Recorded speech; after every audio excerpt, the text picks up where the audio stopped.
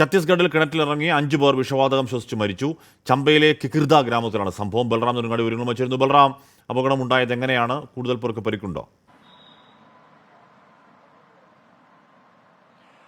ഹഷ്മി, അതീവ ദാരുണമായ ഒരു സംഭവമാണ് ഛത്തീസ്ഗഡിലെ ചമ്പയിൽ ഉണ്ടായിരിക്കുന്നത്. കികിർദ ഗ്രാമത്തിൽ ഈ ഗ്രാമത്തിലുള്ള കിണറ്റിൽ ഒരു മരത്തടി വീണത് അത് എടുക്കാൻ ശ്രമിക്കുന്നതിനിടെ ഈ രാജേന്ദ്ര ജയ്സ്വാൾ എന്നയാൾ കിണറ്റിൽ വീഴുകയായിരുന്നു. ഇയാളെ രക്ഷിക്കാനായി കിണറ്റിലിറങ്ങിയ മറ്റ് 4 പേരുമാണ് മരിച്ചത്. ഈ മരിച്ചവരിൽ ഈ രാജേന്ദ്ര ജയ്സ്വാളിൻ്റെ മകൻ ഉൾപ്പെടുന്നു. മറ്റൊരാൾ രമേശ് പട്ടേലാണ് മരിച്ചത് എന്നും സ്ഥിരീകരിച്ചിട്ടുണ്ട്.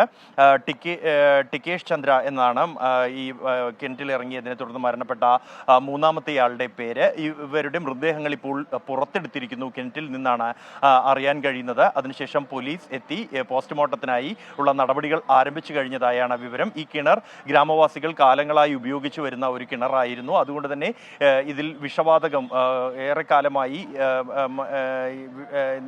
ഇതിൽ ആളിറങ്ങാത്തതും മറ്റുമായി ഏറെ ആഴമുള്ള ഈ കിണറ്റിൽ വിഷവാതകം നിറഞ്ഞിരുന്നു.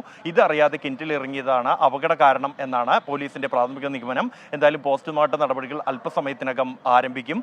ഏറെ ദാരുണമായ സംഭവം എന്ന് തന്നെയാണ് ഇതുമായി ബന്ധപ്പെട്ട് ഈ പഞ്ചായത്ത് പ്രസിഡന്റ് അടക്കമുള്ളവർ പ്രതികരിച്ചിരിക്കുന്നത്.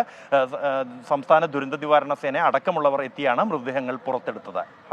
ബൽറാം നെടുങ്ങാടിയാണ് ആ വാർത്തയുടെ വിവരങ്ങൾ നൽകിയത്.